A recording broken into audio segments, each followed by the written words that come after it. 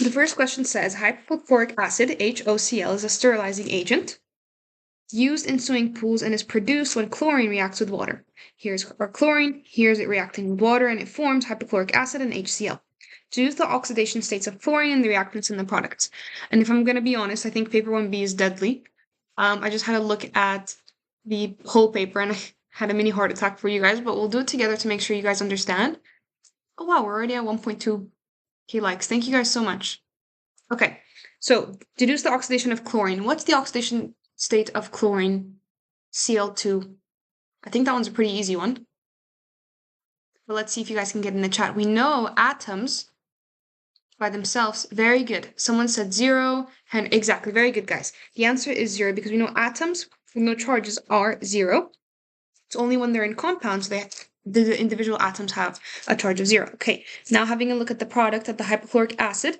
What is our oxidation state of chlorine? What are we thinking? Okay, someone said -1. That's what you would have expected, because usually halogens are -1. Other people are saying +1. Very good, exactly. So basically, in this scenario, this is an exception, and we do talk about the exceptions in our crash course.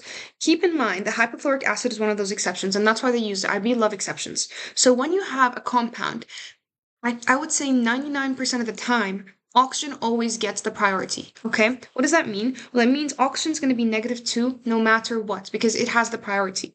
So if that's going to be -2, and I know hydrogen has to be +1, because also hydrogen and oxygen usually always get the priority, except if they're fighting against a metal. We know that chlorine must therefore be +1 in order for the whole compound to have a charge of 0. And that's why chlorine here has a charge of +1. Does that make sense, everyone? Hopefully it does. Let me know in the chat if it doesn't, and we can go over it again. But if that makes sense, please tell me what the oxidation state of chlorine here is. This one should be a tiny bit easier, I think, because it's not an exception. Okay, someone said it doesn't make sense. While people are answering this one, I'm going to go up there. So as I've mentioned, oxygen here always has priority. So always label the oxidation state of oxygen first. Put that as -2. Then the second thing that has priority is hydrogen, which is going to be +1. And if +1, and then you add that to -2, you would have a charge of -1. And therefore your chlorine has to be a +1 in order for it to balance out the charges and for your overall compound to have a charge of 0. Very good. Ralph is saying -1. Exactly. -1. So here, chlorine is -1, your hydrogen is +1, and they make an overall charge of 0. Good job, guys. Okay. Someone said, don't halogens always have a charge of -2? No, they should have -1. They shouldn't have -2. Have a look at your periodic table. They're in group 7, right? So careful with that. Okay, next I'm going to zoom back out because you do need to look at this equation to answer the next question. It says, explain why more chlorine reacts with water when NaOH is added. So NaOH is a base. And it's telling me that we're adding a base into our equation. I notice that this is a two-sided equation. So we know that when you have this arrow, that means that the system usually reaches an equilibrium. It's not a one-sided reaction. You reach a sort of equilibrium. And when we have equilibrium, we know that it can shift to the right side or the left side. And it's telling me why does chlorine react more with water? So why does this reaction react more with water when NaOH is added? Before I spoil it for you and give you guys a hint, try to answer it in the chat. So why does more reactants produced, why does my reaction shift to the right when I add NaOH into my solution? What is NaOH? It's a very, very, very strong what? Okay, someone's very good. NaOH is a base. Because it reacts with HCl. It's not really because it reacts with HCl. Be very careful. As it reacts with the acid. So you have the right mindset, but you wouldn't get the mark if you just said that.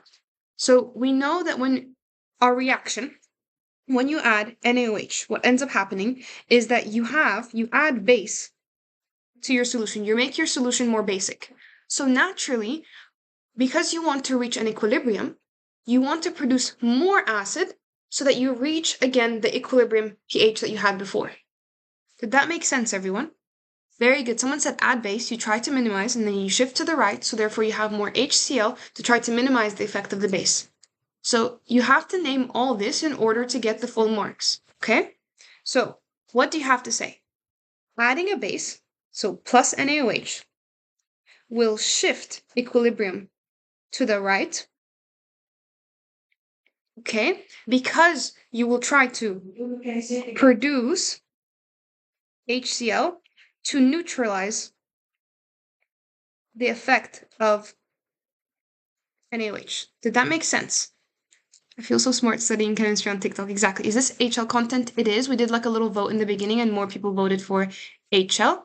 Like it's a base, so when you add it, it will shift to the acidic side. Good, exactly, because you want to neutralize it. You want to reach an equilibrium. So as long as you mention equilibrium, shift to the right, you should get the mark. Okay, I think that made sense for everyone. Just tell me no in the chat at any time, and I'm happy to explain as many times as you guys want. But I think that made sense, so I'm going to move on to the next question. It says, researchers studying the solubility of chlorine in pure water at different temperatures compile the following data from different sources. And here's their different sources. And then the first question says, identify a problem in comparing the data from different sources. So what's an issue? And I'm going to have you guys focus on this table, this section of the table here. What's an issue with having data from the same sources? Someone did put the right answer in the chat. Good. Is it HL? I thought this was SL. No, it is HL. We voted in the beginning. People voted for HL. Sorry, guys. But this question was on the SL paper. So yeah, if you're SL, you should be able to do this because it was also on the SL paper. Very good. People are saying it has different units. Exactly. You can't properly compare these things because they all have different units. Now, if you converted them to the same units, it would be much, much easier to compare. So all you'd have to say to get that 1 mark is say different units.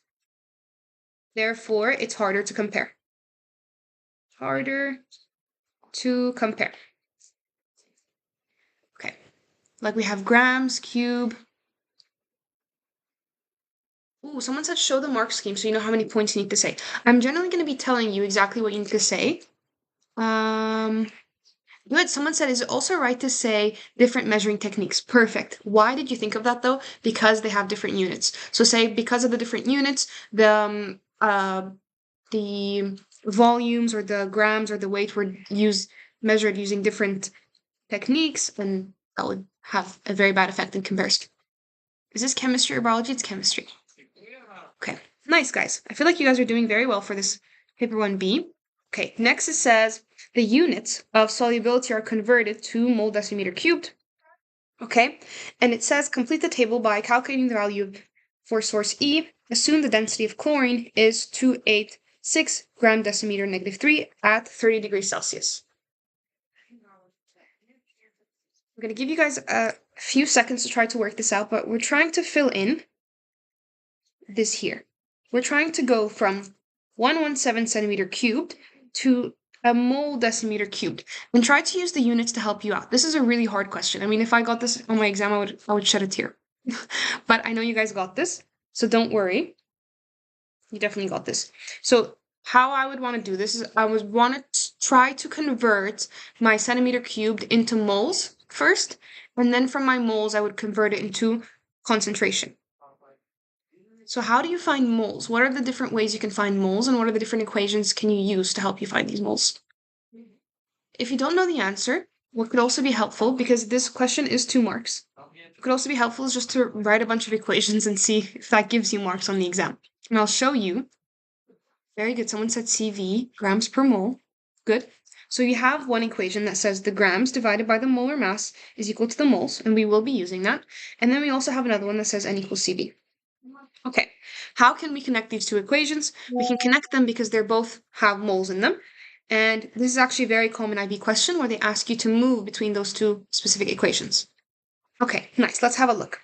So if something is telling me that the density is this, and I'll give you guys a hint, you don't generally need to know every single thing that you have on the exam. And I'll give you guys a hint I learned when I was studying for my med school exams. So if you're confused about density, you've never heard of density before, you never taught it in class, and you're so lost, just look at the units. This is telling you that 2 0.86 is equal to grams divided by volume. Okay, a volume in decimeter cubed. We've already created a third equation to help us. You don't even have to think about what density is. Let's say you've never heard of it before.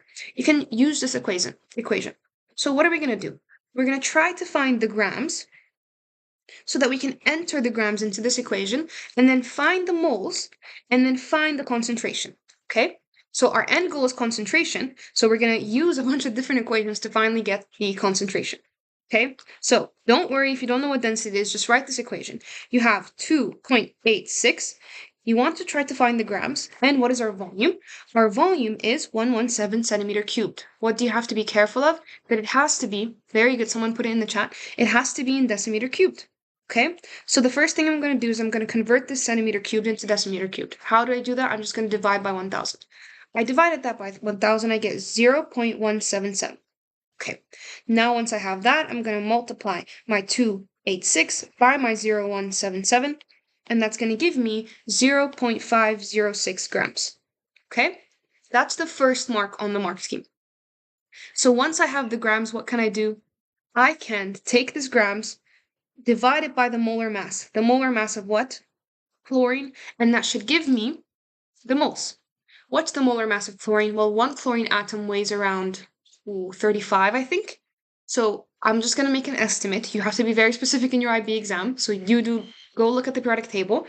But one weighs around 35. It's Cl2. So that's 35 times 2. So you get roughly 70. So I'm going to divide then my grams by my molar mass. And that should give me the moles. So what moles? Thank you so much, Fee. So one chlorine weighs 35.45. Okay, then your moles should be, what should your moles be? Ooh, I don't get a moles. That's okay, I can do it here on my calculator. So 0.506 divided by roughly 70, I'm going to say. That should give me the moles of 0.00714. Sorry about the handwriting, guys, but that should say 0.00714. Very good, someone did put it in the chat. Okay, once I have the moles, how do I convert it to concentration? Very simple. I just end up dividing by the volume. So N is equal to 0.00714 divided by my volume, which is 100 centimeter cubed. I have to make sure that it's in decimeter cubed. So what do? I divide 100 by 1,000. Okay, and then I get my answer to be 0.0714. This makes sense, everyone, and of course, it's in mole decimeter cubed. Is this Chem HL? It is Chem HL, but this question was both on the SL paper and the HL paper, so if you're SL, you should be able to solve this. I know, this is really hard. If you didn't get this, don't worry. This was hard. Don't worry about this one. You're still more than capable of getting a 7 if you can't answer this one. Is this specimen paper? It is specimen. Just let me know. Okay. This is specimen. Yeah, exactly.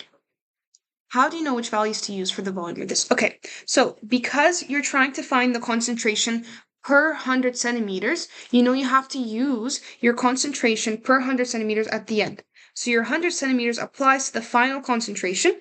I think the word per helps you out. But 177 use initially in the beginning because you're trying to find how much this weighs in grams. Once you find the moles generally, you need to apply that to per 100 centimeters cubed. Does that make sense? Specimen paper means that the IB released this paper to give teachers to help them create like mock exams and so on. So it kind of helps you predict what your exams are going to look like. I usually think specimen papers are a bit easier than normal exams, but they're very helpful. And I think because the syllabus is new, it's really hard to do past paper questions, but they're still doable, especially for chemistry. I feel like chemistry, the syllabus changed, but not that much. For bio, it's horrendous, but we don't have to worry about that for now. Okay, I feel like you guys are doing very well. Okay, we're going to move on to the next question. Suggest an explanation for the effect of temperature on solubility. So just think normally, when you're making a tea, and you're adding sugar to your tea. Is it easier to dissolve the sugar in your tea when it's hot, or let's say a cold tea, like an iced tea? What's easier?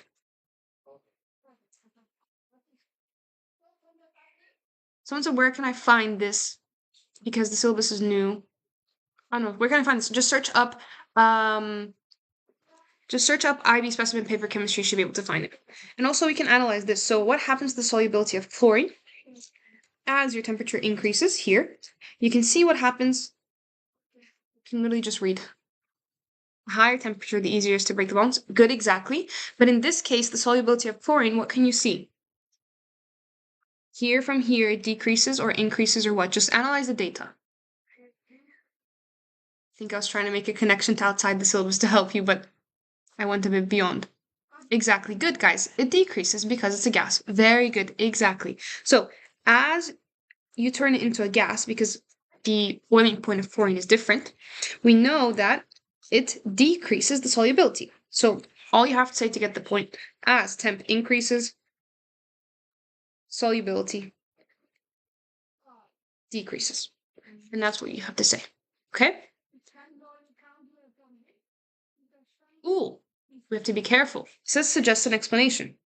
So what is an explanation you guys can give? We've made a statement, but now we have to suggest an explanation. Don't you need to say why exactly you do? Thanks for clocking me on that. You do have to say why, because it says suggest an explanation. If it just says state the effect, we would have had to state the effect. But what is an explanation we could say? What are you guys thinking? Also, if you guys are new here and you don't know what Easy 7 is about, we make crash courses for students where we tutor them and teach them the whole syllabus in 5 days. So if you're interested in that, please have a look at our website and join our crash courses. We have chemistry and biology crash courses. Okay, is anyone thinking why this could be an answer? Someone did mention intermolecular forces in the chat and they were on the right track. What else are we thinking? Thank you guys for all the likes.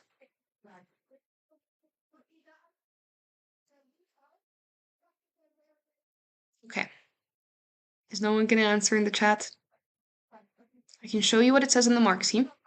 Gas solubility decreases when temperature increases because very good. Intermolecular forces are weaker. Nice, exactly. So, I'm sorry, I don't know how to pronounce your name, but Patricia, I think. I'm not sure how to pronounce your name, but she said gas solubility decreases when temperature increases because intermolecular forces and gases are weaker. Perfect. And that's all you would have to say to get the mark. So you did mention that intermolecular force. I'm going to mention all the other ones. So another way you could have said it, because negative entropy change of dissolution becomes more dominant at high temperatures. That's one way you could have said it. You could have said thermal energy overcomes the intermolecular forces between chlorine and water. Okay. Next it says dissolution is exothermic, hence equilibrium shifts to the right side at higher temperature. Okay. So basically it's saying because the dissolution is exothermic, so this equilibrium shifts to the reactant side. Okay. So because it's exothermic, this reaction, which you wouldn't have known, but that's a very big assumption for IB to make, that you would know that this is exothermic. Okay, that the equilibrium would shift to the right side, the reactant side, and therefore your solubility would decrease. I think the easiest one in the mark scheme is just to mention the intermolecular forces, just like you mentioned in the chat. Okay, does that make sense, everyone? Or would you want me to write a statement to help you understand that or explain that better?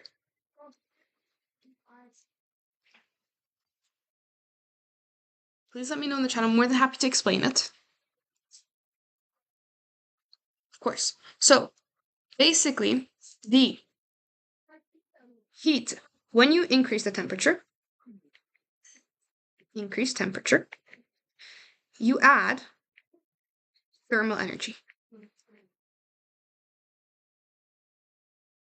So what ends up happening is that this thermal energy overcomes, we can just say it breaks the bonds, overcomes the forces, these intermolecular forces.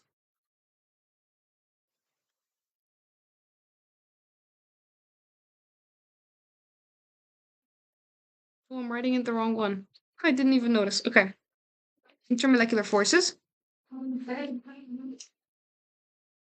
Okay. And once it overcomes those intermolecular forces, you're able to break the chlorine and the water. So intermolecular forces are what? They're bonds between two different compounds. So you have your water and you have your chlorine. When you dissolve chlorine into water, this bonds to this, okay? But the heat energy, once you add it to this, you end up breaking this bond, so chlorine does not dissolve into water. So that's how you would exactly explain how the solubility decreases. Does that make sense, everyone? Please let me know. I know it's a harder way to phrase it, but think intermolecular forces. You're thinking about the bonds between chlorine and water when they dissolve into each other.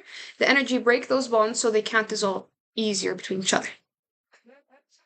How did you study for IB exams? Did you focus on past papers or just reviewing?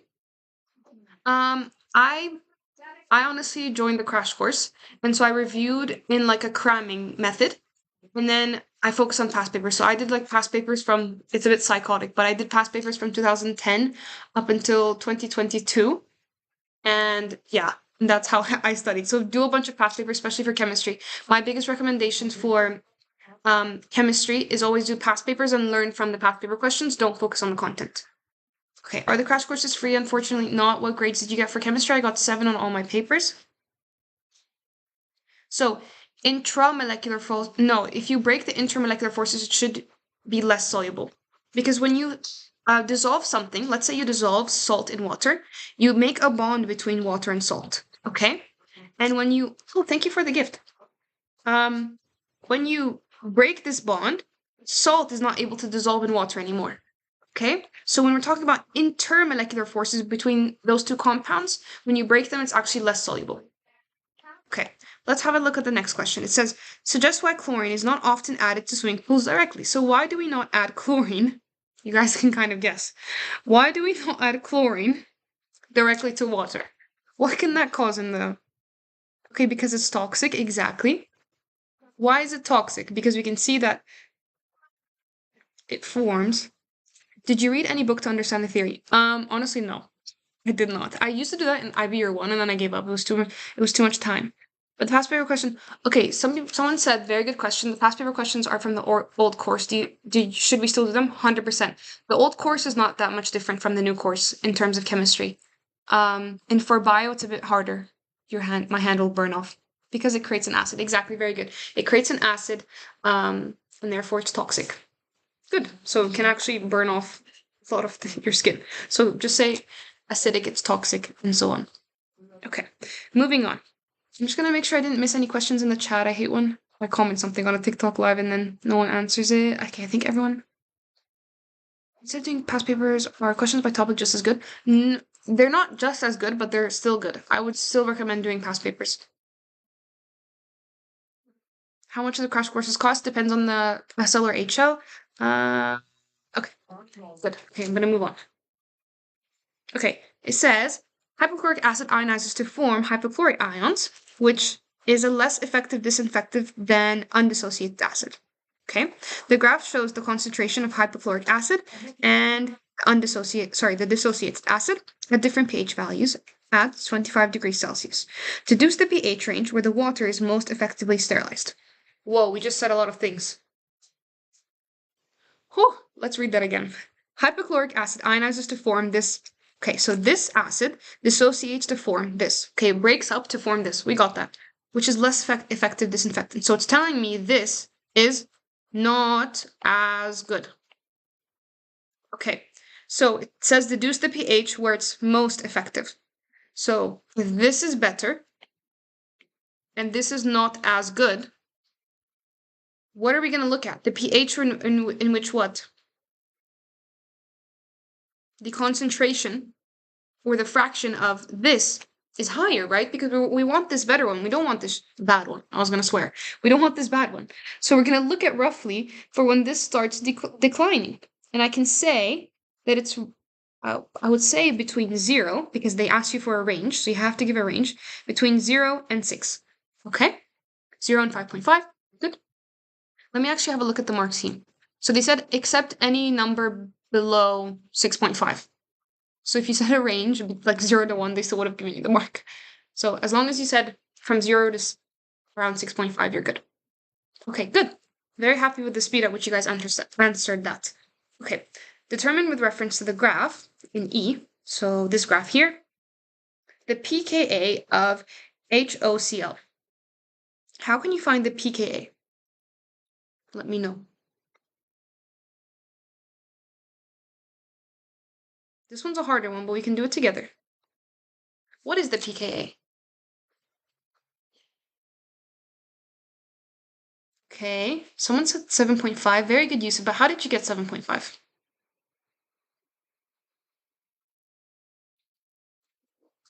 Negative log Ka, okay. How can you look from the graph? What are you looking for? When what is equal to what?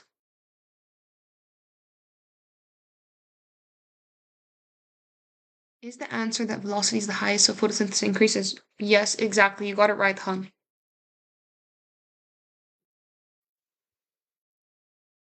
Okay. When the pH equals pKa, okay, we're actually going to look at when the concentration of H, oops, sorry guys, oh, what's going on with my pen? HOCl is equal to the concentration of OCl minus. Because when you're dissociating, what are you doing? You're breaking up this here, HOCl, and you're breaking it up to form OCl minus plus H plus. And we know our Ka is equal to products over reactants. Okay, so we're looking at when OCl minus is equal to HOCl.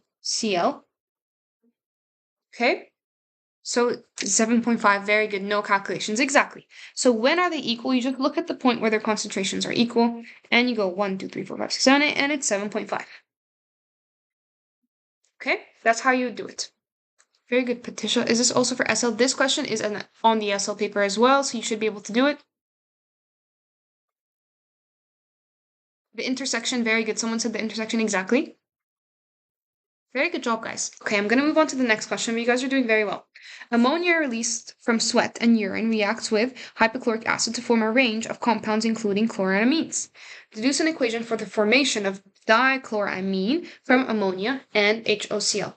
What is the IB testing you in this question? They're testing you to see if you know how to write ammonia. Basically, that's what they're trying to test you. So can anyone in the chat tell me how you'd write an ammonia, not an ammonium ion, because you also need to know that one by heart, but an ammonia. What is an ammonia? Very good. Nice. Very good, guys. So NH3 plus HOCl. Okay. What would you form? Can anyone tell me what you would form? What is this? This is a base and an acid. And acid-base reactions, what do you always end up forming? What resources do you come? I would recommend the crash course if you're trying to study. Guys, sorry, my dog is barking outside. Salt and water, very good. So I know I'm definitely going to form water. Okay, how do you form water? Work backwards. I know I'm going to need what? I'm going to need an OH group and an H group. What am I going to do? I'm going to steal an OH group from here. I'm going to steal an H from here. Okay, so I'm going to steal H's from here. I'm going to steal an OH group from here. And I'm going to form a NHCl2. They've already told us the salt that you form, NHCl2. Now, what do you have to be careful of when they tell you to deduce an equation? This is common to ensure you always get the mark. How do I always get the mark? I need to be able to write that this is aqueous, that this is aqueous, that water is liquid, because you just form liquid water, that sweat is also, I'm assuming, liquid. Oh no, aqueous. Because, yeah, sweat, you have the ions dissolved. Okay, that's the first thing you have to do. And what else? What's missing? Is my equation balanced, guys? What do I need to add? Someone balance it in the comments. Very good. So here I have, what's wrong? I don't have enough H's on my right-hand side. Here I have 4 H's.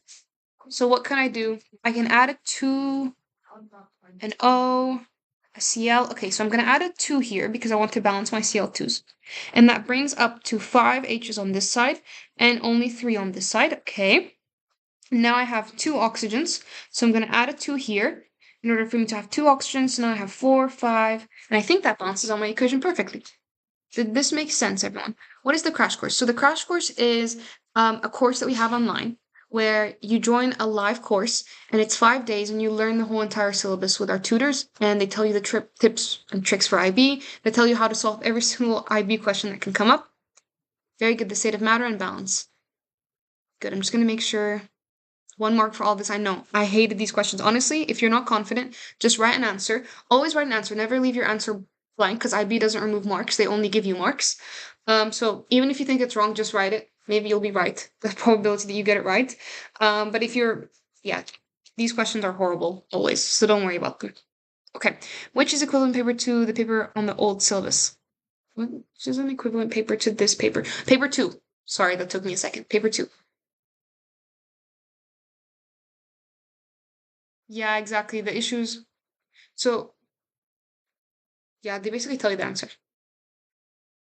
Okay, well, how do you study for biology essay questions? So the crash course for our biology, and I know I'm talking about the crash course a lot, but I'm just trying to make connections. We have a document on our crash course that lists all the type of long answer questions that you can get.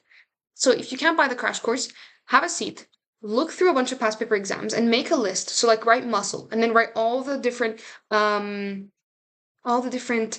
questions that showed up on muscle, and then write the mark scheme. That's how I would answer, by analyzing and memorizing mark schemes. Don't waste your time trying to learn the content. And also another tip and trick. A lot of students hate topic about respiration and photosynthesis. And then when you show them the mark scheme, they realize they don't actually have to memorize as much as the IB wants you in the book. Okay? So when in doubt, memorize the mark scheme. Learn your content side by side with the mark scheme so you focus on the key things. Okay? For chemistry HL, the same exact thing. I think it's easier to learn the mark scheme for chemistry HL because in chemistry, they're very repetitive with their questions.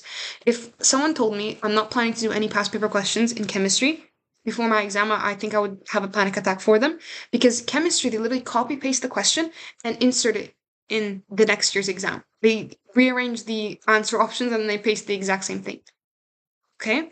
So please have a look at the mark schemes when you're answering paper questions. This is HL paper. Okay, let's move on. So we're not holding most people back, but I'll try to answer as much of your questions as I'm continuing. The graph shows the molar ratio of chloramines formed at different pH values at 25 degrees Celsius.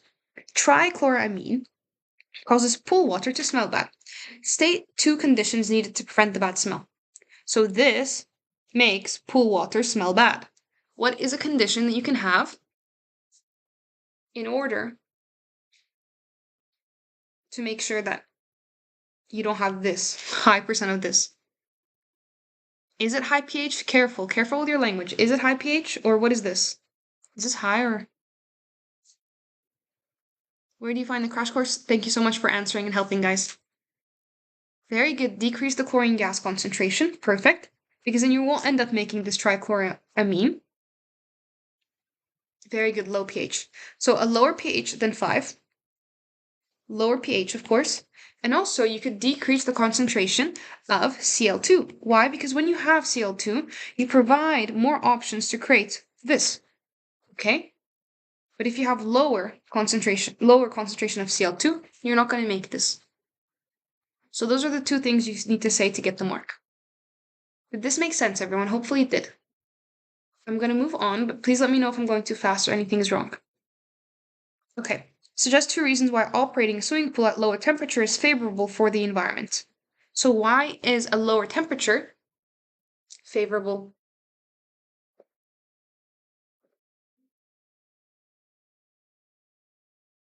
Okay, how come lower? Okay, someone said, how come lower pH if at lower pH the molar ratio is higher? So basically, in simpler terms, it's telling you tetrachloramine smells bad. Okay, you don't want your swimming pool to smell bad. And it's telling you at the pH between 2 and 5, here in the graph, that you have high 100% concentration of this tetrachloramine. So you know at this pH, your pool is going to smell bad. So you have to make sure your pH goes nowhere near that pH so your pool doesn't smell bad. Does that make sense? Someone said less energy is used. Perfect. That's already 1 mark. Exactly, because heating up the pool requires energy, so less energy is used. Good. Can anyone tell me another one? So you need to say 2 things.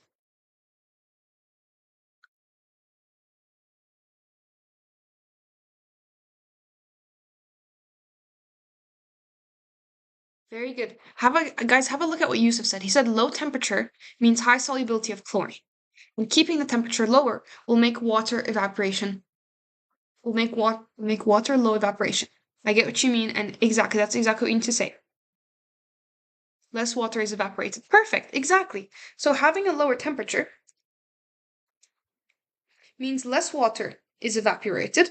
And if less water is evaporated, that means you have enough water to counterbalance the concentration of the chlorine, so you don't end up having too much chlorine, which can be bad because it can be toxic, or you can have too low water, which is also bad because you need water. Okay, so less energy is used, and the water can evaporate, or okay, okay. And so then we know that these two things you can mention in order to get the mark. All right.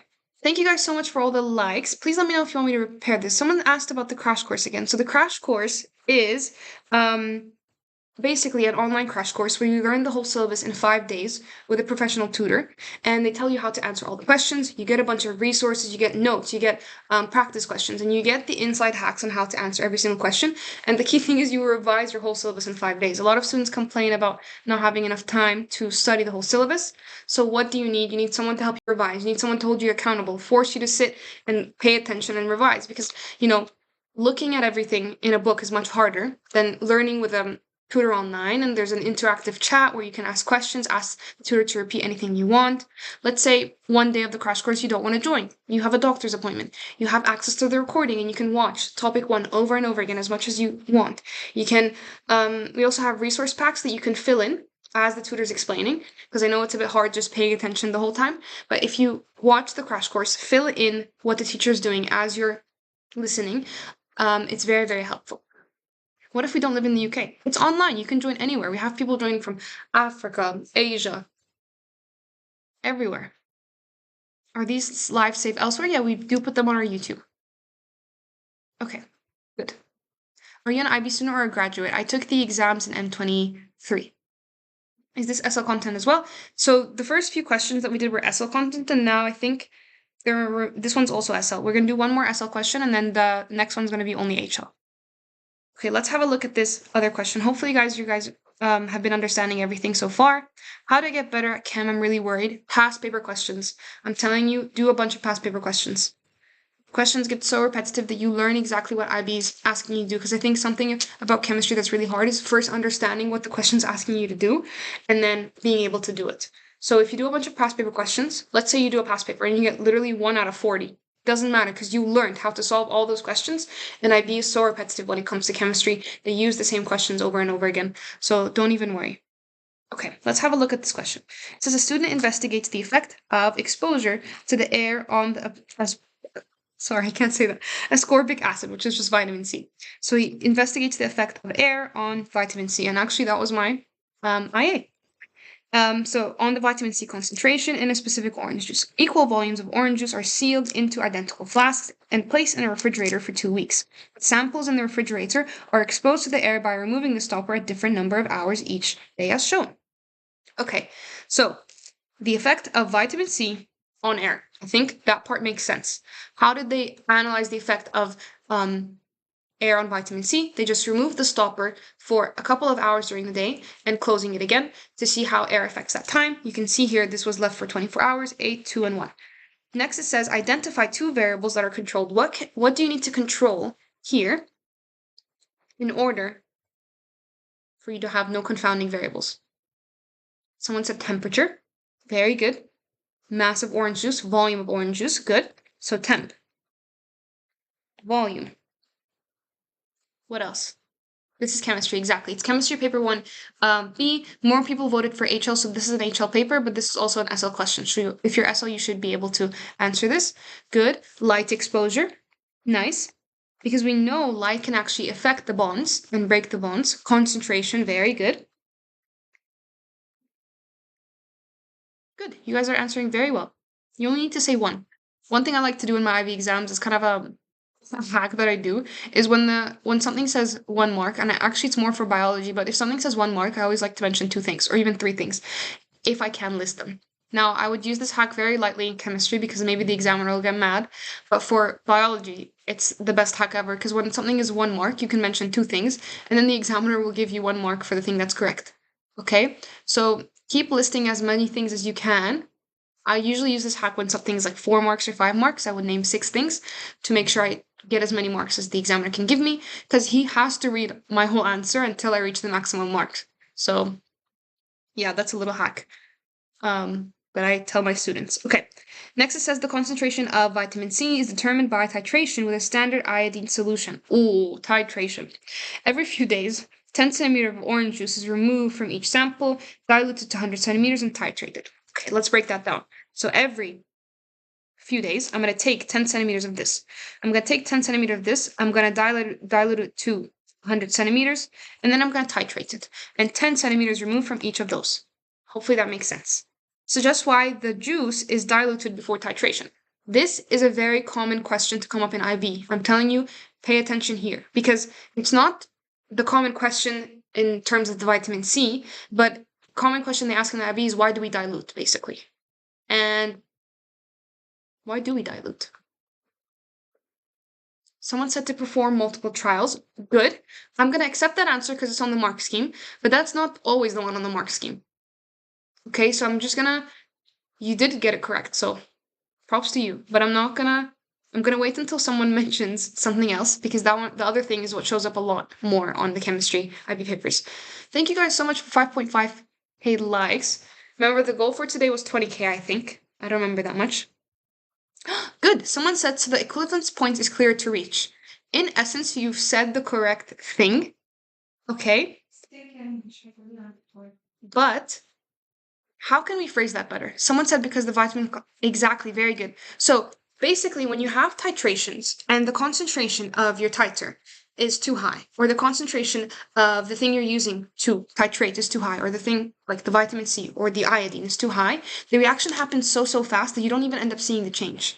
Okay, so what do you need to say to get the mark? When you have too high of a concentration, reaction happens too fast in order to find endpoint. Therefore, what do we need to say? Therefore, we need to dilute. And this question, if you copy paste this answer and put it in every single question that says why do you need to dilute, you will always get it on the mark scheme. Now, if you did say to perform multiple trials, it did show up on this mark scheme, but I wouldn't be so confident in saying this, okay? Hopefully that makes sense. To clearly see the point of neutralization. Exactly. You can say that, but I would also add the concentration, except in case the examiners pick. So exactly what you said, to clearly see the point of neutralization, is on this mark scheme, but it might not be on all mark schemes in unison. So if you say concentration is too high, so it's hard to see the point of neutralization, then you're definitely getting the mark every single time you see this, and it's a very common IB question. Okay, hopefully that makes sense. Next, it says identify a possible systematic error with this method regarding that the sample is exposed for 0 hours. So what is a systematic error? Can someone do some active recall in the chat, because errors are actually also very common in IB exam. What is a systematic error? Do you think I can get a 7 in my exams? I got a 4 in my mocks. Guess who got a 4 in their mocks, guys? I got a 4 in my mock. And actually, we recently got a old crash course student that was telling us that they also got a 4 and they got a 7 and they sent us a thank you letter.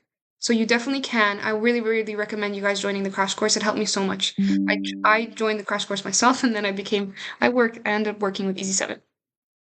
Okay, good. So you guys are exactly mentioning what a systematic error is. A systematic error is error due to a faulty method. Exactly. Something is wrong with your system. So if you don't fix your system, you're going to keep repeating this mistake over and over again. What is a random error? Can anyone tell me, just so we can practice our active recall? Something that causes error in all measurements, so that exactly, very good. Will you always go live until exam? Yes, I will always go live. There's not a specific time, it just depends on my my free time, but if you follow our account, it usually says when our live is scheduled. Error in one measurement caused by exactly, very good. Will this be on YouTube? It will be. Exactly, a human mistake. So in this question, we're looking for something that's wrong with my system. Okay. So if something is wrong with my system, what could be something that's wrong with my system if it's 0 hours? Of course, we will upload this on YouTube.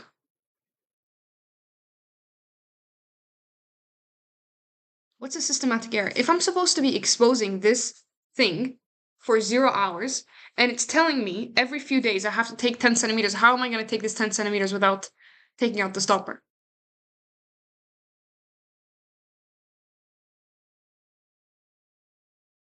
There you get, someone said air exposure still when we measure. Exactly. So even though we hope that you get zero, exactly zero air exposure.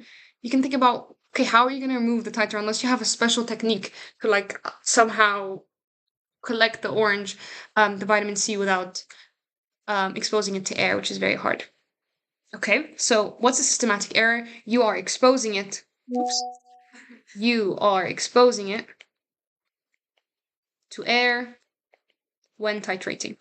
Is there another method? Maybe there's a more equipped mechanism to try to calculate the concentration without doing a titration. Maybe there is. We don't know. Someone keeps asking what country this is. I don't know what do you mean what country. Like what country is the crash course? I mean, it's like we don't have the crash course are not in person. They're online. So you can join anywhere. Can you write full sentences? Yes, sorry. Apologies, guys. Some people were giving me feedback that I'm going too slow, so I don't want to waste my time. Okay. Systematic error. Regarding the sample. Sample of 0 hours will be exposed to air when taking out 10 centimeter cubed to titrate. Okay. Where can we find past papers? Ooh, can anyone share any past paper resources in the comments? I have mine as well, but I don't remember the link names. I do tutor math AAHL. Oh, good question. Okay, what country is this? This is just a specimen paper, so it's international. But good question, because sometimes the time zone or the country, the time zone, is depending on the level of difficulty. Yes. Okay, so just how an additional flask could be set up to verify whether systematic error in II has occurred. So what can you do to make sure that a systematic error has or has not occurred?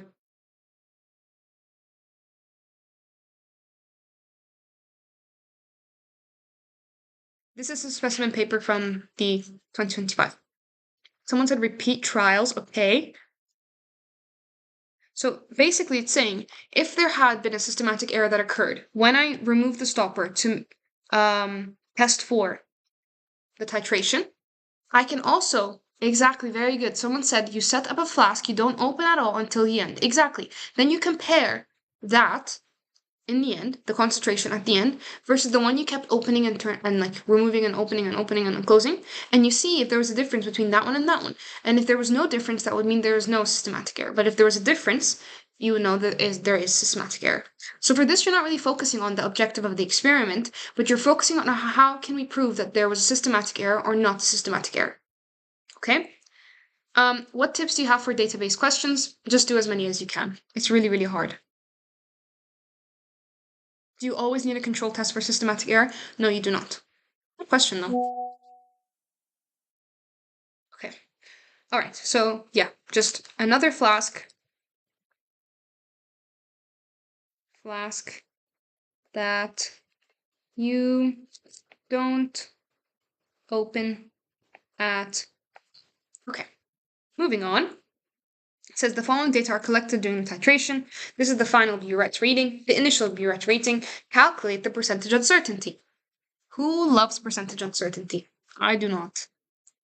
What grade is that? This is IB level, so grade 11 and grade 12. Someone said they have a motivation issue and they don't know how to discipline themselves. I try to join a tutoring group or a study group. I think one of the best, like most effective ways is to try to join a group that's studying. And I know I keep bringing up the crash course, but if you're forced to sit down in a crash course and learn with a tutor, it kind of forces you to learn. And you have like a break time, you have a lunch time. It's as if you're at school, but instead of wasting your time with teachers who barely know how to explain, you're explaining with a teacher who's analyzed 20 years of past papers, who knows the syllabus like the back of their hand, and they know exactly what's going to show up. Okay? So if you can't join the crash course, try to join a tutoring group. I promise it helps so much with discipline. Or even get a tutor. If you every single day at 5 you have to end up doing chemistry for 2 hours, that forces you. Okay? How is the bar so low? What do you mean for what? What is the bar so low for? Try to do a study plan. Exactly. Also study plan. Very good tip. Study plan also helps. What is the most effective revision for sciences with the time left? So it depends if you're studying biology or chemistry. So if you're studying biology, find a way that you can cram the content. So if you can't join the crash course, maybe try finding a YouTube channel that's very good that can cram all the content, because a misconception or a problem that a lot of students do is that they spend so much time taking notes, and that is not the most effective way at all. So find a way you can cram things. Find a way you can implement active recall, okay? So try to recall things from your memory. What do I know? What do I don't already know? So for bio, cram the content as fast as you can, then focus on practice questions. For chemistry, do the opposite. You start with practice questions, find where you have issues in, and then you learn the content based on the things you get wrong. Because the chemistry, it's so repetitive, just like I've been saying. It's really a waste to just focus on the content and not basically have your pre-exam already there for you in past paper 4. Okay? Someone said, search Cheryl Hickman on IB Bio for good YouTube videos for bio. There you go. Okay, since we're a new spec, this is a problem that we use old past papers, not for chemistry. The chemistry syllabus is practically the same as the old one. Practically, I mean. Okay, is the answer 0.0058? It should be a percentage. Is bio repetitive as well? I mean, it is. Like, there's very common questions that show up, and that's what we do in the crash course. We're like, focus here, because this shows up a lot, but it's not repetitive that they just copy the same format of the question. Okay, they can ask you about muscles, they can ask you about myosin a lot of times, but they'll ask you about myosin in different ways, which is why I think bio is more hard with the past papers. And also the bio syllabus is way different than the old one. Not way different, but it's really different in comparison to the chemistry one, so doing past papers is a bit hard. Okay, let's have a look at this, because I know I've been talking a lot. Sorry, guys. Okay, so the percentage uncertainty when I'm looking at this, I'm basically, what am I going to do? What I need to do. Okay, so the final burette reading and the initial burette reading, I need to calculate the percentage uncertainty for the titer. So when you have a final burette reading and initial burette reading, what you always need to do, you need to subtract these burette readings. Okay, so 16.1 minus 1.1 to get a final of 15 centimeters cubed. That's how much actually required for the titration. How much volume is required? Then I know my final volume is 15. Why is this important? Well, because I need to be able to use this final volume to find the percentage uncertainty. Now, when you're subtracting specific things, what do you end up doing to the uncertainty? You always add the uncertainty. So 0.05 plus 0.05 gives you 0.01. Okay? Now, to get the percentage uncertainty, it's a percentage. So you're looking at how much 0.01 is out of your final volume, and you times that by 100. And if you do that correctly, you should get 0.7%. Okay? Hopefully that makes sense, everyone. Please let me know. 0.67, very good. Nice, exactly. Okay, I'm just gonna have a look. Thank you guys for all the presents, and we're almost at 10K likes. Thank you guys so much. Oh, someone said it's 15K likes. If we're at 15K likes, thank you guys so much.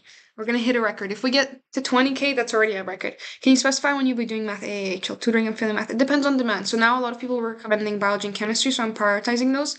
And then maybe I can do the next session math if that's what you guys would like. What about significant figures? So let's have a look at the mark scheme. They usually tell us.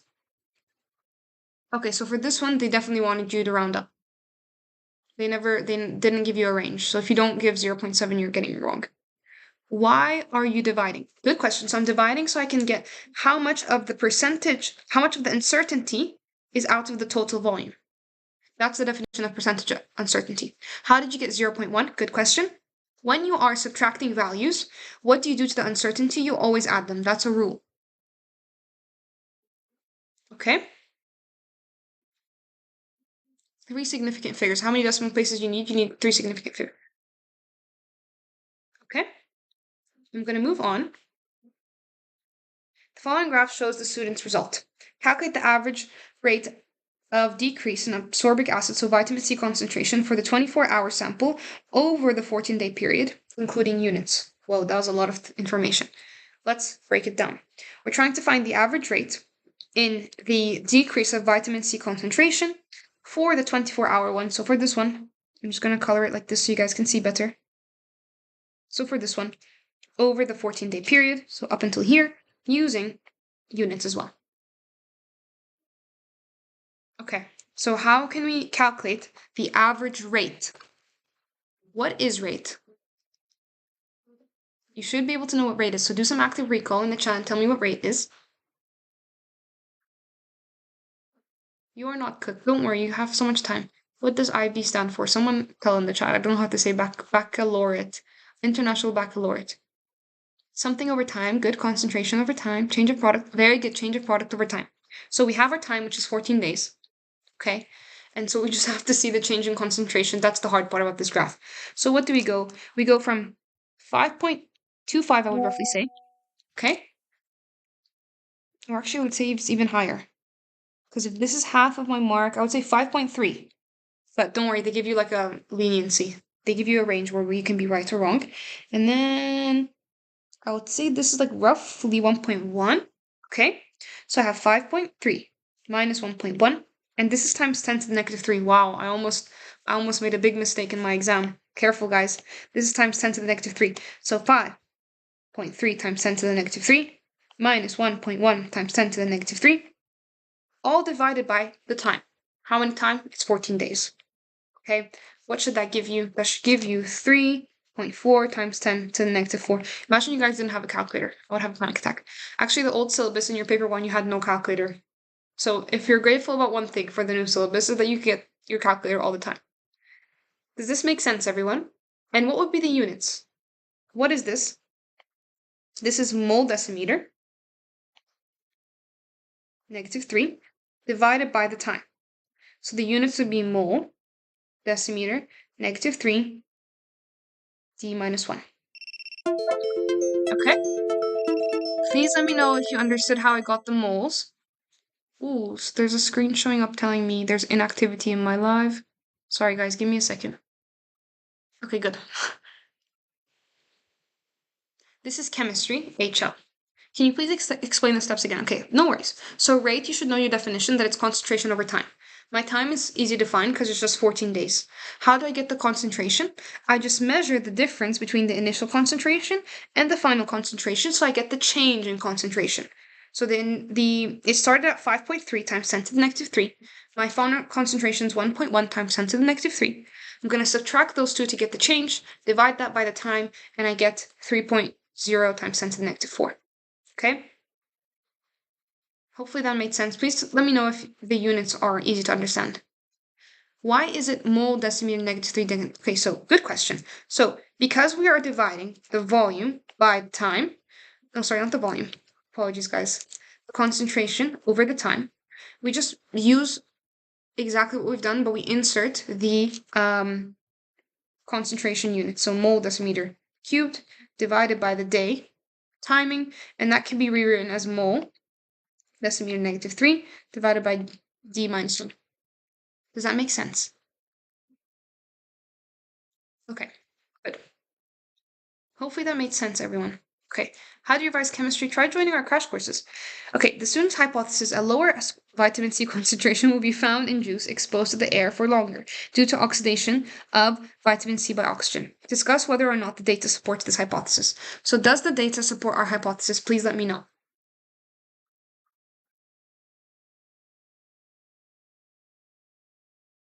Getting a bit dark in this room. Hopefully I don't look scary, guys.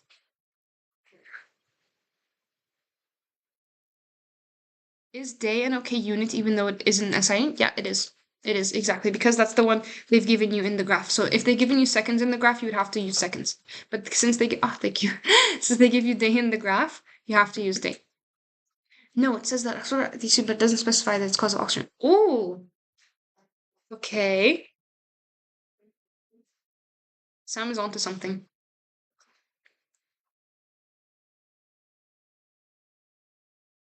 Correlation, but no causation. Very good, guys. You guys are doing fantastic. Damn. Okay, so do you guys want me to write it out? I can if you guys want. But the first mark is just say, yes, it does show that, you know, with a increase exposure time, okay, yeah, increase in exposure time equals less vitamin C But, so that was the first mark.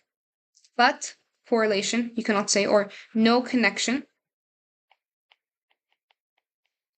that oxygen is causing oxidation and therefore lowering vitamin C concentration. Okay, this is chemistry, it's not biology. All right, I'm gonna go ahead and see if I missed anything, but hopefully I didn't. Can you scroll down, please? Oh, sorry. Is that better? Okay, I think I've answered everyone's. Makes sense? Okay, good. Why less exposure, less... Oh, sorry, I drew the arrow wrong way around. I said increase. Increase exposure. Sorry, increase exposure. Good, thanks for clocking me on that. Increase exposure equals less vitamin C. Okay, very good, guys. Okay, so state the implications of the results of the experiment for avoiding loss of vitamin C in the storage of orange juice. So what is an implication? What does that tell us, basically? Do you know IB in Swiss? Yes, I did study IB first in Switzerland. If you missed any of these notes, you can just go on our YouTube. This will be uploaded on our YouTube. Okay. Thank you guys so much for all the likes. I'm not sure how many likes we're at right now because my screen is glitching, but thank you so much. Necessary for it to be not stored. Good. So basically the implication is that you have to tightly seal your vitamin C to make sure you don't lose it. So that's the implication. So storing vitamin C in tightly sealed container. Okay. What else would cause oxidation? Okay, good. So you're trying to make a connection to try to understand why, like what's happening is if you say that this is caused by oxidations, you're jumping. Like nowhere in the results, when you're a scientist, you cannot jump to conclusions. Because imagine you didn't know what was in the air. You didn't even know oxygen was in the air. And you're just looking at these results. Think you're a baby. If you're looking at these results randomly and you see these results, you would not be able to connect it that it's oxygen because of the air. Okay, this is only because you know that there's oxygen in the air and that would cause oxidation. So you're making a lot of assumptions based on looking at this data. What IB is trying to tell you is that as a scientist, you can't make assumptions, you just have to draw conclusions from the data. That's why it's incorrect. Okay, how much does the crash course cost? It depends if you're SL or HL. I can go over the crash course prices at the end if you guys like. Would you recommend if I take the crash course but live in... Yeah, exactly. I would still recommend it. And you can even join as much of the time as you can. And the other times you can still watch the recordings live. Because you have all the recordings on the Crash Course Hub. So you can watch them at any time you guys would like. This is HL. I'm HL. Thank you. Okay, thank you. Okay, nice. Okay, suggest an extension to the investigation that would generate further recommendations for the storage of oranges. So what's another extension? Here you can be as creative as you want. I'm HL Chemistry and HL Bio, but I only want chemistry. Then you can only just buy the chemistry crash course. They're not connected. Plastic, glass, very good. So someone said, what about plastic? What about glass? Does that affect? So why would plastic and glass affect it? Maybe you have to take it a step further. So it's not really about the container, but what are we testing? Maybe the light exposure that seeps through the glass versus the plastic container. So light exposure is a good one. Someone said temperature in the chat. Perfect.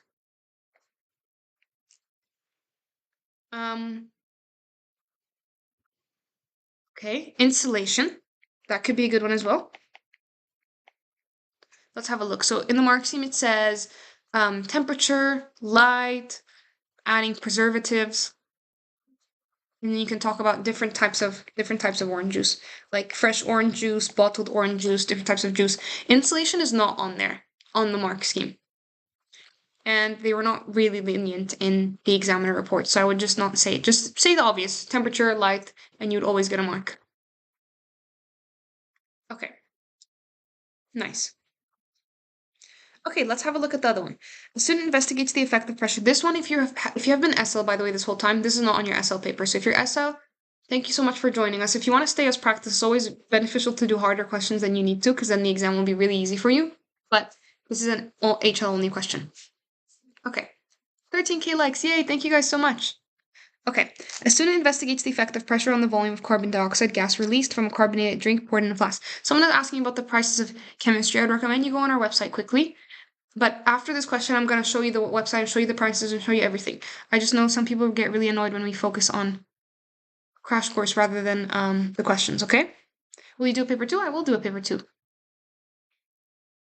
This is so hard, I'm going to cry. Don't worry, the database questions are going to be hard. I think the the database paper 1B, you're going to have such a low grade boundary because it's new and not many teachers even taught the database questions in class. So the fact that you're even doing them with me here is good. You already have an upper hand because some people don't even know that there's database questions. That's how bad teachers are. Can you do D3.2 bio next, please? It's so hard. We've already done D3.2 in our crash course. I'm not going to be really focusing on explaining the content here, more doing practice questions with you because the content is taught on the crash course, okay? Someone said right now you taught me more than my teacher through the 2 years. No worries, guys. It's on YouTube. It will be on YouTube. Okay. So, the student investigates the effect of pressure on the volume of carbon dioxide gas released from a carbonated drink poured into the flask. To alter the pressure on the carbonated drink, masses are placed on top of the piston of the gas syringe shown. Okay, so I have my carbonated drink. I'm adding different pressures. I'm exerting different pressures on my carbonated drink, and I'm seeing how much gas is released. So what am I seeing? Oh, someone requested to join. No, I don't want you to join. Okay, sorry. So as I'm adding different pressures, as I'm exerting different pressures, how does that affect how much gas is released? Determined by annotating the graph, the initial release of CO2 in experiment 1 in centimeters per second. Is this HL? It is HL.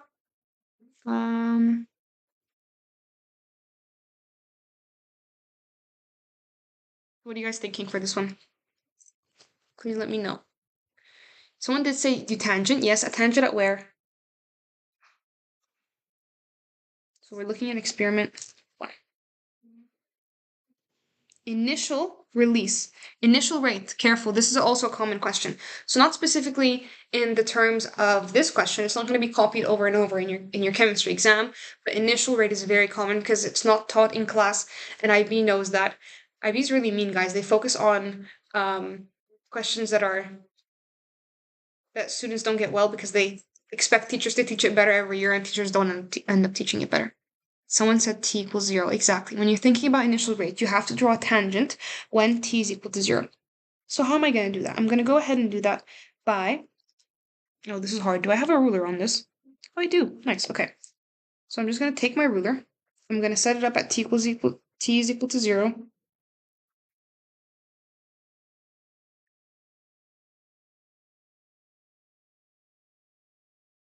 And I'm going to go like this.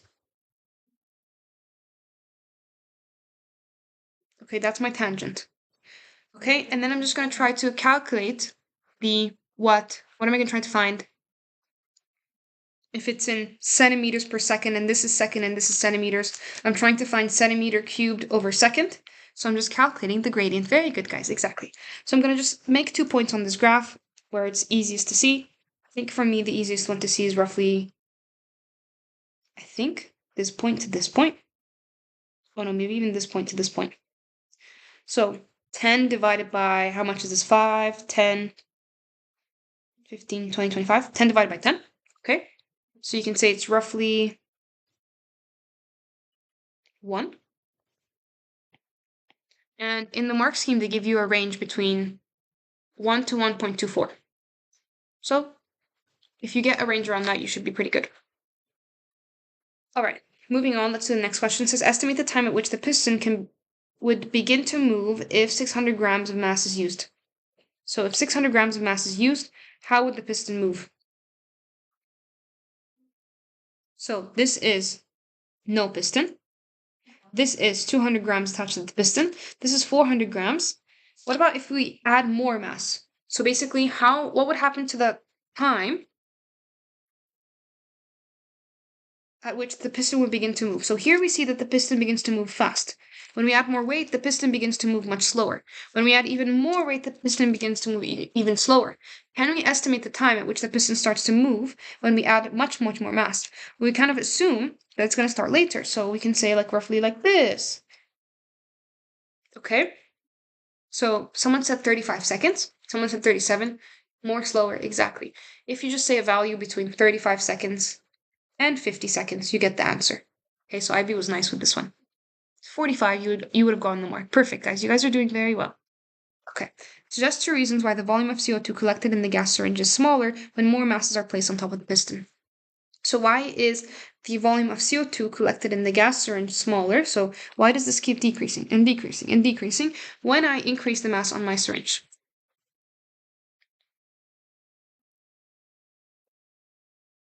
What if you leave it as a range? Ooh, I wouldn't put it as a range because then let's say you put like 30 to 40, okay?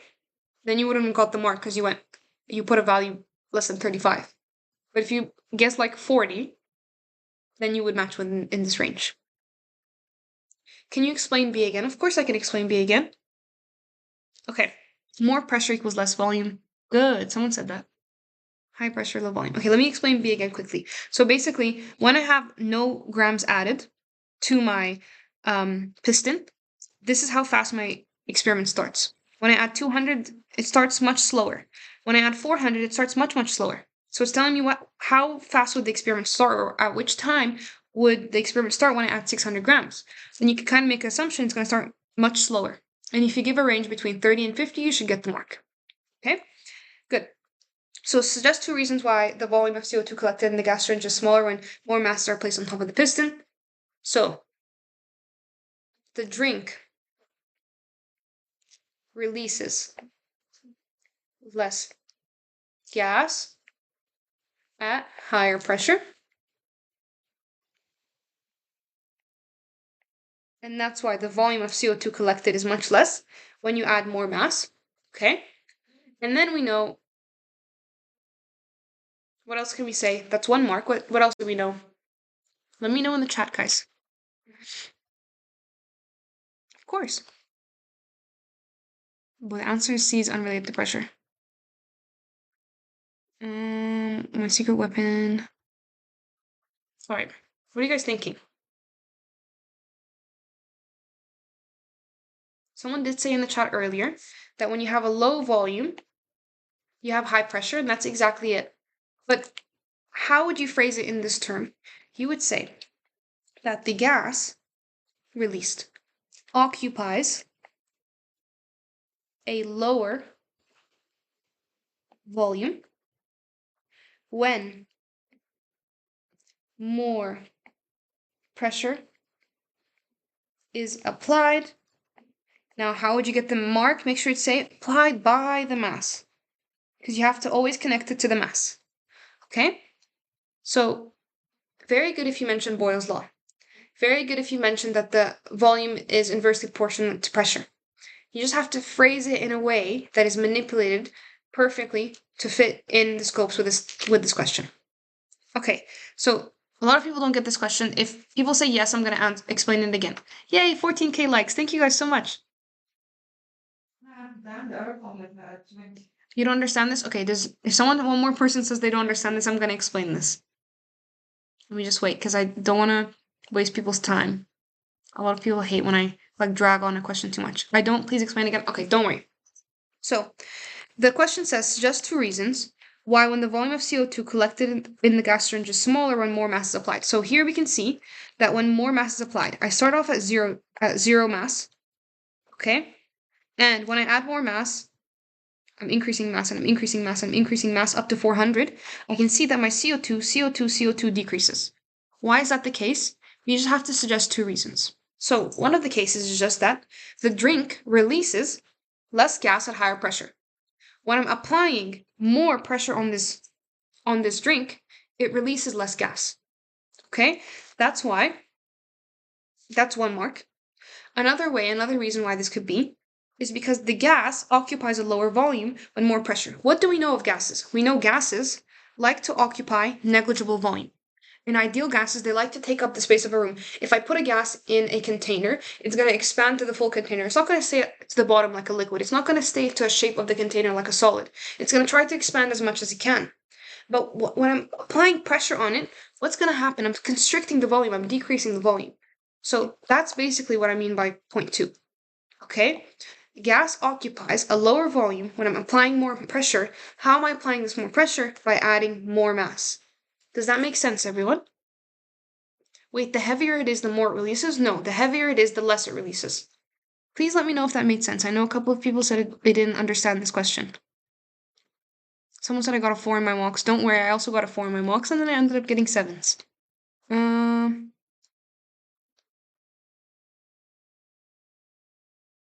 Okay. So, someone's not understanding. I kind of get it. Which point do you guys not get? 1 or 2? How much did you study? So I studied using the crash course, and I reviewed all the content using the crash course, because actually my teacher did not finish the syllabus, first of all. And then I studied just by doing practice questions because I learned the content. The first one's not understood. Okay, so just 2 reasons. Okay, so we are trying to test how pressure affects the release of this. And it's telling you how come when I measure the CO2, when I add more mass, how come the CO2 levels are low? That's what it's telling you. And you have to assume, you have to make an assumption. I think what's hard about understanding the first point is that it seems really obvious. But the assumption we're making, or the suggestion we're making, is that simply the carbonated drink does not release the gas when you add more pressure on it. Okay, that's all we're saying. Okay? Is this an IRL analogy? What do you mean? Okay, so we're assuming, we're suggesting. We don't know if that's the case. None of the data actually tells us this, but we're coming to this conclusion by ourselves. Did that help you guys understand why 1 is correct? Please let me know. Because if I squeeze the Coca-Cola bottle, wouldn't there be more bubbles? No, don't think of real life. Okay, because you're just thinking about the data. That's going to be, I think, one of the trickiest parts in the database questions. People are going to apply this knowledge to what they think they know in real life. And I think IB is going to abuse that to their benefit. So we saw in the previous questions, when you guys, or I don't know, most of you guys, were under the misconception that vitamin C would be oxidized. But how would you have known it was oxidized unless you used previous knowledge? Okay, so they're relying on the fact that you guys are going to use previous knowledge and try to twist that knife deeper in your back. Okay, so make sure you enter this paper with no knowledge. You're just reading the data and you're answering based on the data. Because here we've already saw 1 question, and now here's our second question where they're trying to make it more difficult for you, okay? I'd be so annoying, sometimes obvious, and we overcomplicate it. Exactly. So they really say the most obvious things in this paper and do not make assumption. Is it fine if we write the answers in a different way? Will we still get the points? Yes, it's completely fine, as long as you have the basic idea. Thank you so much for the rose. I'm not sure who sent this. Hopefully, if I press on you, do I get your full name? MOH.K7. Thank you so much for the rose. I really appreciate it. Do we need any knowledge for data questions? Not. For biology, you do, because sometimes they ask you to define. In this case, you do as well, because you need to know the knowledge that a titration means a neutralization point. In the previous one, you needed to know that the pKa is when they're equal. But when they're asking you to draw conclusions from the data, you basically don't have to use outside knowledge. Okay? So be very careful. 15K likes. Thank you guys so much. Remember, our goal, I think, was 20K, so we're almost at our goal. Okay, calculate the percentage decrease in the final volume of CO2 per 100 gram mass placed on the piston using the results from experiment 1 and experiment 3 at 100 degrees. Sorry, at 100 seconds. I said degrees.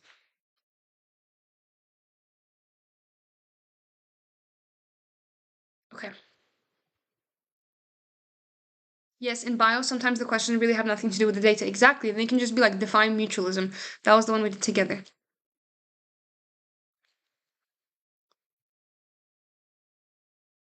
This isn't bio. No, this is chemistry. Hey, Alessia.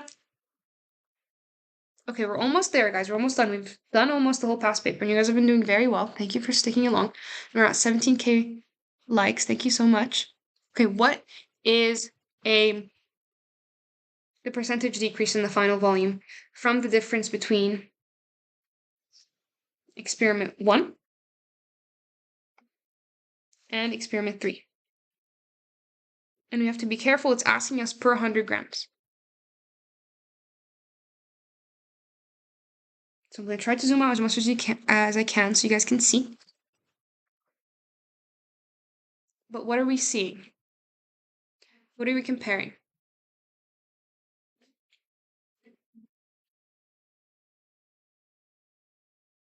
So the percentage decrease, that one you guys should know how to do already because it's repetitive IB. Yeah, of course I can scroll down. Is this better? So how do you do percentage decrease? This we know. We compare the difference by the full. Right? Initial, someone said initial minus final over initial. Good, exactly. We already know this. The hard part is per 100 grams. Okay, so if I'm doing, hopefully I've given you guys enough time. So if I'm doing the experiment 1 and experiment 2 and the difference, let's find that out first, the percentage difference, and then apply it per 100 grams. So the experiment 1 shows that it's roughly at, see here, 33 centimeters. Oops. Experiment 3 shows that it's roughly at 11 centimeters, I think.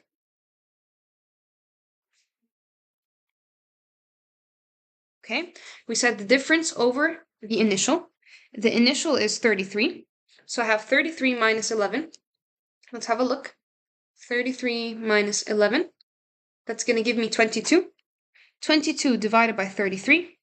That would give me 0.666. And that would be the per 400 grams difference. But since it's per what? Per gram, and I know the difference is from 0 to 400, I know to get the per 100 grams, I'm going to divide this by 4. Okay? Once I divide this by 4, you should get 0.166. I times that by 100, and what's that going to give me? 16.6%. Does this make sense, everyone? And they give you a range. They give you a range between 15.8 and 16.7%. Oh my god, that's so hard. Yeah, I would say it is hard. This is a hard question because we're not used to these types of questions, but I would say it's common because definitely the percentage difference, the percentage decrease is a common question. The per 100 gram is the bit that's hard because that's not common. Why do we divide it by 4? Good question. Can you explain it again? Of course. I don't get the last part dividing by 4. Okay, let's do it again.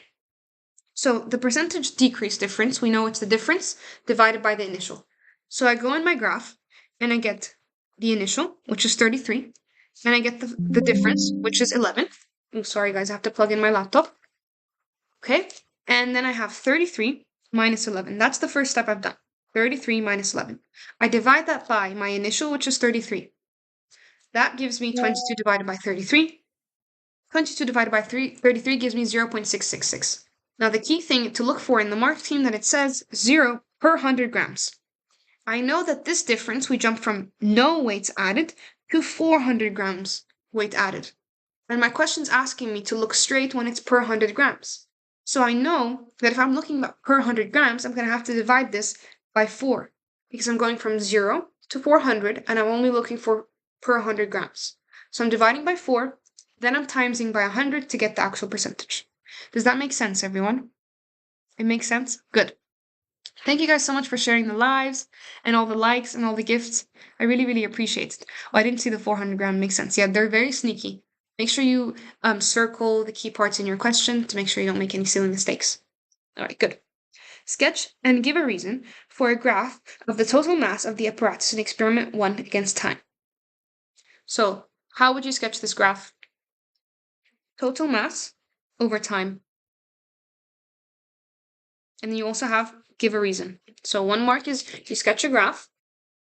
Good. Sam says a horizontal line. Why is it? Do you do these lives every day? I try to do them as much as I can. It depends on my schedule. So we've already done previous bio ones. We've already done previous chemistry ones, and they're on our YouTube. If you guys want to go and watch those. No change. Very good, Patricia. Very good, Sam. Horizontal line. We know that the total mass does not change because, why did I divide by 33? So you divide the initial, you divide the difference by the initial. That's always what you do when you do a percentage decrease. because it's a closed system. Sorry, I'm jumping between questions, but exactly. I don't want to miss the comments. This is exactly, good job. It's a closed system. And everyone is saying that it's no change. So my graph has to be just a horizontal line because my mass does not change over time. Okay. Does that make sense, everyone? Please let me know if that makes sense. Why no change? Because when you have the piston and you don't add any pressure to it, you're not applying a different pressure change. So the gas released is not going to change over time. It's going to be the same amount of gas as you had initially and at the end, because we're seeing the effect of pressure on gas formation. But if you're not applying any pressure, because you're not applying any mass, if you're not applying any pressure, that means there's no difference in gas. Okay, that's why it's straight. I didn't understand. Did it make more sense when I explained it again? Please let me know. Is this chemistry? Yes, it's HL chemistry. So as mass increases, the amount of gas decreases, so total is the same. No. Oh wait, yeah, you're right. Just right. As mass increases, total. Okay. So the way they're doing this. So the first 4 questions in this paper were HL, and then only the last one was SL. So if you're able to do this, can you explain other lines that could occur in similar question? What do you mean other lines? Sorry, can you clarify your question? I'm happy to answer it. Okay, so the total mass of the apparatus would not change over time for experiment 1, okay? Because you're not adding mass change. So imagine I took a scale and I put it under here to try to measure the mass of the apparatus, okay? Usually, in experiment 1, there is 0 grams added.